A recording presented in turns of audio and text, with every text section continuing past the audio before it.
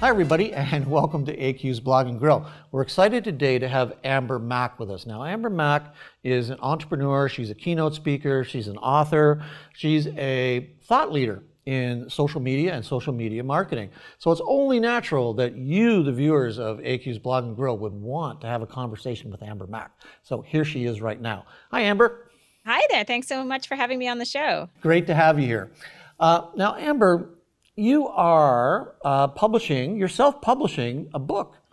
Has it come out yet on outsmarting your children online? Yeah, it just came out recently, and it was an amazing experience self-publishing. I have another book, which I wrote many years ago, where I worked with a traditional publisher, but this time I worked with a co-author who has done a bunch of self-publishing, and we decided it was a great idea to self-publish. You can still get the book in print version and ebook version, but I was just amazed at the speed that we were able to get the book available on Amazon and the ability to update it literally at any time. That's great. Now, I understand one of the inspirations was Guy Kawasaki and his whole self-publishing guidelines and thoughts.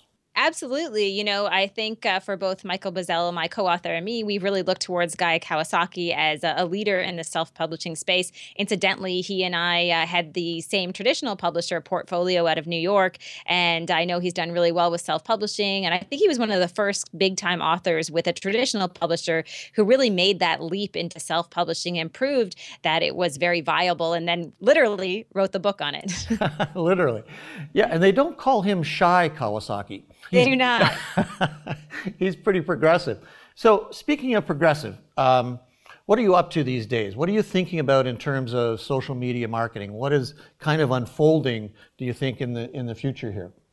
Well, recently I've been really excited about the live streaming opportunities that exist, whether you're using Twitter Periscope or Facebook Live. And I think both of those platforms have really proved that we are now able to take content live in a way that we've never been able to before. And to me, if we saw last year as the year of ephemeral messaging or disappearing social media like Snapchat and other services, this year is definitely the year of live streaming. And I think that's the one thing I'm trying to focus on, and currently working on some projects that do involve Facebook Live. Oh, great.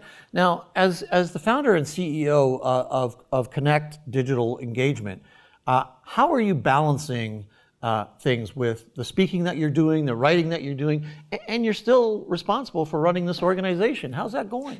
It's going well. I don't think that anyone really has true balance in their lives. I think that is a bit of a misleading term in some ways, and yet we all strive for it. But for me personally, I think I just love what I do. And I mean, it sounds so cliche, but it never feels like work. I've been lucky enough to work with some amazing partners. My brother is my business partner in Connect. And we've been able to really grow the business, and he does a lot of the day-to-day operations. So I think it's more about having those partners that you can trust and you can rely on than anything. And at the end of the day, also just loving what you do. Right.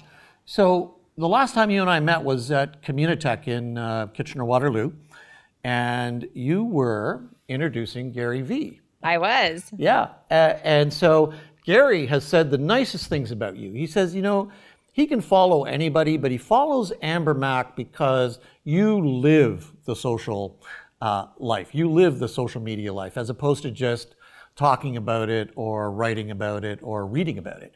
And so how accurate is Gary Vee's assessment of Amber Mack? I hope that that's true. I mean, I think one of the things that you really need to do as an entrepreneur in this day and age to be able to survive in the social media space, if you're running a small business or you're consulting businesses, is to use the tools that you're preaching. Unfortunately, a lot of the times people don't. And, I think it's pretty obvious when you go to someone's Facebook page or Twitter account and you see that they're not really that active. Is that really the right person to be guiding you in this space? Right. So I think using these tools is absolutely critical. I mean, Gary Vee is one of the first people who did that. His show on YouTube, he's very active on Snapchat. And so he's someone that you can trust. Yeah, absolutely. And of course, he's been able to take that involvement, that immersion, and turn it into a fairly big business now on Madison Avenue in New York City. He sure has. I mean, I think he's an inspiration for all of us. He really defines the term hustle in many ways because he's so active and he's always giving back and he's always contributing and he's so authentic. I think we saw that at that event at Communitech, that he is truly one of those people who gets up and he says what's on his mind. And I have so much respect for him and everything that he's built. Right. Now, Amber, you grew up in Prince Edward Island, which is a fabulous province here in Canada. And I'm sure that you went to one of those big schools and sort of got lost in the crowd. Is that correct?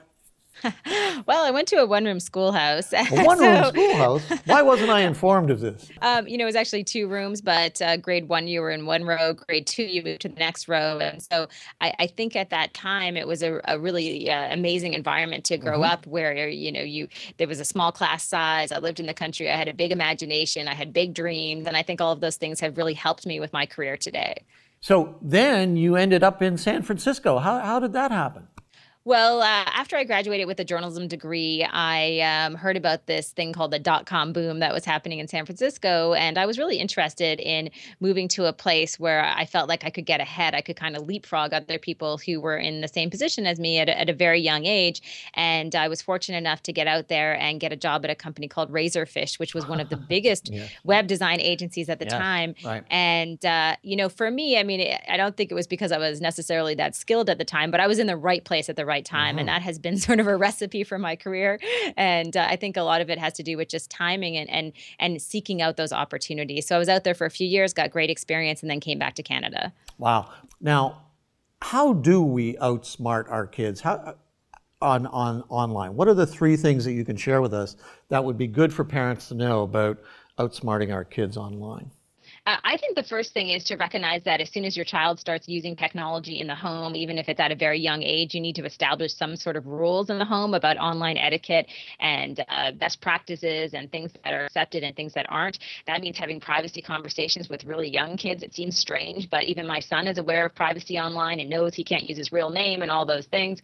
I think the second thing is when you're having conversations with your kids to ensure that you never close the door and get angry about what you see them doing online, because that will just allow them to shut down completely, and you'll never be able to engage in those conversations. Right. And the third, and probably the most important, is to start to use the tools that they're using. And as much as you don't know how those tools work, it's absolutely critical that you're a user first. Right. Okay, great.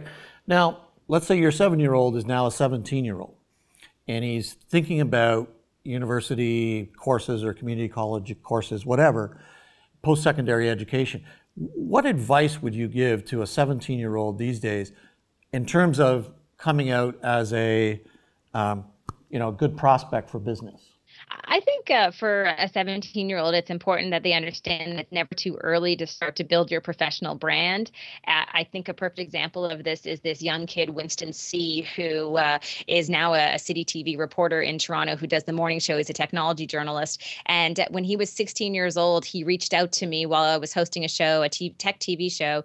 And he said, "Hey, I have this great idea for a segment. I'd love to come on your show." I went to his website. He had an unbelievably professional website. He had obviously built it himself, but it looked fantastic. Everything on his social media accounts were all targeted around the topic of technology. He was a real pro. At 16 years old, I was the first person to put him on air. And now, he's in his early 20s and he has this amazing career. So don't underestimate how important social is, even at a young age, and how critical it is to put that professional foot forward.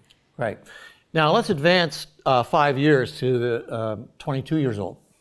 And I've taken some courses in journalism, I've taken some arts courses, and I've taken some business courses. And I want to change the world. Now, what can I leverage in terms of the social media to help do that? I think the number one thing that people forget when they're in their early 20s is how easy it is to build your network online. And you should start doing that immediately. For some of us who didn't have those tools at our disposal when we graduated from university, we know we would have been just dying to meet someone who was at a company, and we needed someone to physically do that introduction. You don't have to do that anymore. You can truly build your network on Twitter, on LinkedIn. And I think it's important to start doing just that. Once you have that network in place, I mean, the opportunities are truly endless. I would probably argue, at least for me, that 75% of the opportunities that come my way are directly related to what I put out on social and the connections that I have there. In fact, I had 2 interviews that someone booked me for on Snapchat recently. So Isn't that something? the times, they are changing. So the things that are happening, what's next in terms of a platform? Any ideas? I really don't know what is next. I mean, I think that if I did, I probably would be out there trying to help build it. Right. But I do think that we are seeing a time in social media right now where a lot of the focus is on the ability to go out there and go live. And I think we're in the early days of that. And that's not only going to change things for individuals building their brands, it's also going to change things for those big media companies out there who used to have to spend hundreds of thousands of dollars putting in infrastructure that allowed them to go live, and now you're able to do a lot of that from your phone. So the next 2 to 3 years are going to be really interesting from the perspective of individual businesses as well as some of those big media companies. Yeah, a shift is happening for sure in that category. Are there any brands that come to mind, Amber, that are doing a good job in handling this shift? I think there are definitely some brands that are doing a great job. I know I was talking to some of my friends who work at Twitter Canada who are mentioning that there are brands out there like Doritos, for example, who are using Periscope more often. And I think we see some brands who are experimenting with this. The CFL is another great example. Here you have this league that a few years ago wasn't active on social. Now they're partnering with Vine celebrities. They're doing Periscope. Right. This is a great example of how quickly a company can change and understand the importance of social to be able to engage a different and younger generation. Yeah. Do you think the shift has been happening because the leadership of these corporations are getting it, or are they just simply still delegating? Well, that's marketing, that's branding. I don't do that. Yeah, I think the shift is happening specifically because some of the media companies, the social media companies, I should say, are getting more mature. I mean, Right. if you look at Facebook, it's already 10 years old or older. You look at Twitter, same sort of thing. These companies are growing, they're maturing, their leadership is stronger. They figured out, for the most part, some way to be able to monetize those platforms. And I think they understand that many of those audiences are there to stay. So when it comes to brands who are leveraging that, they have an opportunity to work with these trusted social networks, and they do have the ability to engage audiences there in a way that they were never able to do so before. Right. That whole credibility of these platforms has grown. And I guess also, it's still kind of fuzzy though, is the metrics of what do we measure, what's important to measure and what isn't important. I think that's also changing a little bit too. I think that we're seeing that there are easier ways to engage now than ever. And it's not just about likes. Look at Facebook changing things. So it's more about reacting to it. The engagement on Facebook Live is fantastic, just to watch the live stream and have comments coming in. I mean, it's a much richer experience than watching television.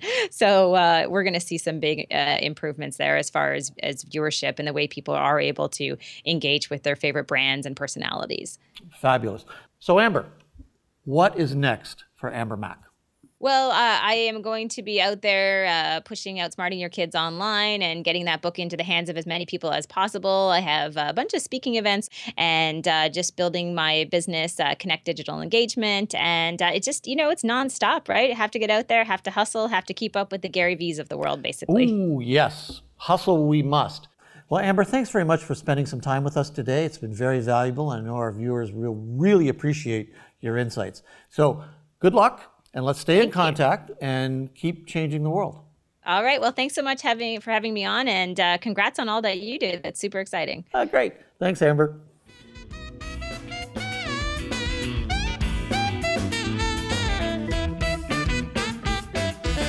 AQ's Blog and Grill.